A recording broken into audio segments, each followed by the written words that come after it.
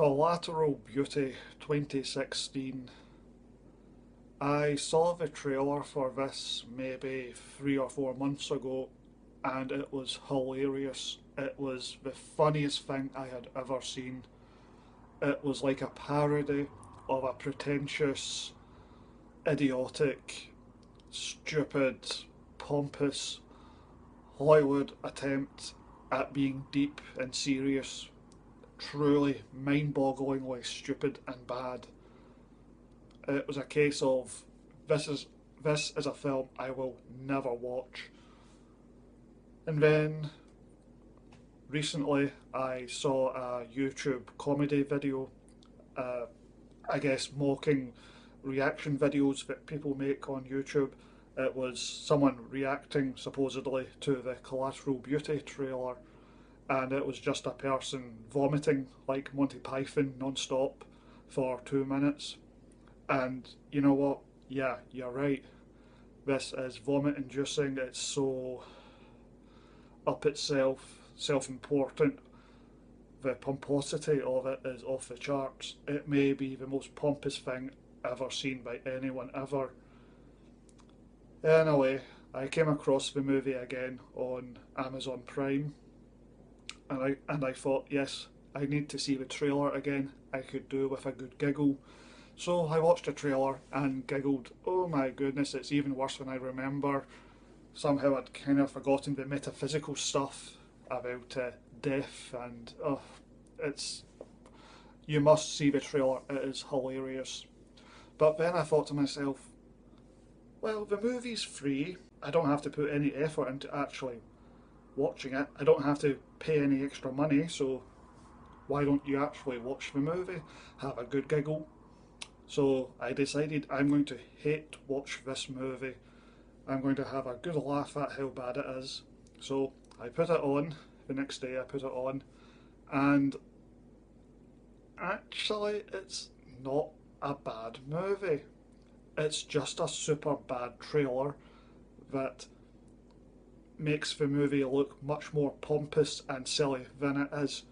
Now, the movie is not perfect. There are deficiencies. It is a slightly silly concept. I did have that feeling before I started it that the idea of it, of death, love and time being personified as people, and meeting this person who has suffered a serious bereavement, and they have conversations, it has the potential to not be a stupid concept. If Jim Jarmusch made it, or some other low-budget indie filmmaker, it would be, no one would be sniggering. It's really all about tone. Making it as a 60 or $70 million Hollywood movie with Will Smith, Helen Mirren, Keira Knightley, and all these other famous people like Kate Winslet, and having this really pompous orchestral score smothering everything, that is a tonal problem. That turns a interesting metaphysical idea into a pompous piece of self-important crap. So to me it's more a case of tone. I could easily imagine that the script, at least the original script before, not necessarily the script they filmed, but the script that they had to start with, could actually have been a very intelligent, thoughtful, provocative piece. And who knows, somewhere along the line it got turned into a pompous piece of Hollywood trash. Anyway, I sat down and started the movie, and I was very surprised. This was actually not that bad. The metaphysical side wasn't anywhere near as stupid as it initially looked, because this is not revealed in the trailer, but in the movie it turns out that it's actually actors. They have been paid to pretend to be death, time and love. And there's a twist. This review will have spoilers in it. There's no point hiding the spoilers because they're pretty weak, small spoilers. It turns out at the end that the actors may actually be, in fact, the real personification of these things. Also, there's a really pointless twist where a character who we thought was just a grief counsellor actually turns out to be Will Smith's ex-wife. and it's one of those twists where you just wonder what was the point? How did this change anything? It didn't. It didn't surprise anyone. I predicted the twist like a minute before it happened, but it's not like it's a significant twist that changes the meaning of the story. It's really just one of those random, hey, let's have this wee twist here. Adds nothing, doesn't detract from anything. It's just a pointless twist. Anyway, the movie is not half as stupid as it looks. It's well written, well made. It's quite an interesting story, actually. Yes, it's the music can sometimes be a bit in your face. It adds a bit of pomposity to it, but to my massive surprise, the film was actually interesting and compelling, and nowhere near as pompous and up itself as that trailer suggests. It really is a bad trailer that really misrepresents the tone of the movie more than you would expect. And the actual film is very watchable, of some intelligence. It has the occasional clunky moment. There's the occasional thing where it's like just too much money has been spent and it creates this kind of strange Hollywood non-reality vibe to it. They have a meeting room near the end, and for absolutely no reason there's these like 10 monitors on the ceiling. It's all very like, my goodness, someone spent like $10,000 building this really cool set when they could have just, put a TV on the wall and it would have served the exact same purpose.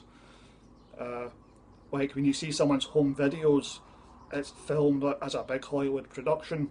It's like, so when exactly did they have a Steadicam when they were doing these home videos?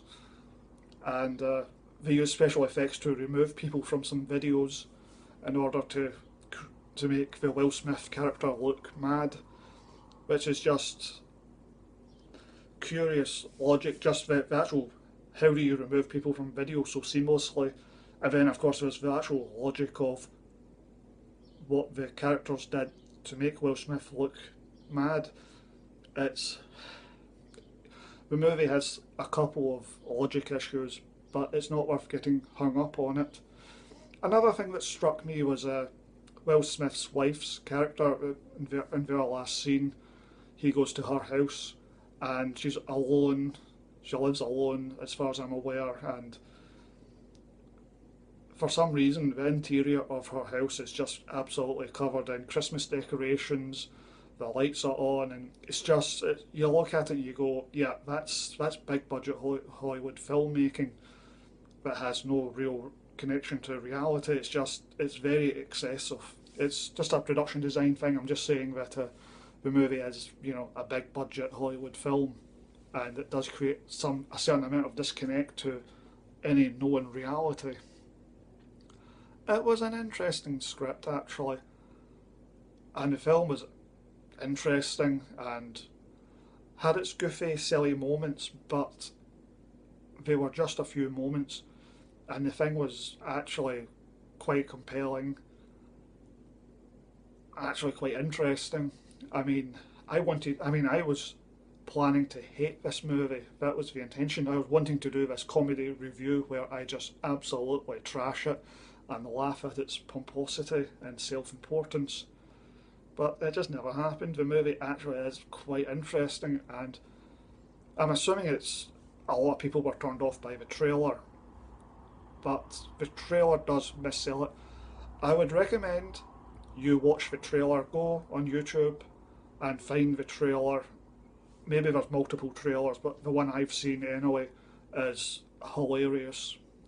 But don't dismiss the movie after you see the trailer. The movie is tonally quite different to the trailer, so I would recommend giving the movie a shot. It was honestly quite interesting and quite good. I would give it 6 out of 10, and I sort of suspect it might be a movie I will return to a few times every couple of years.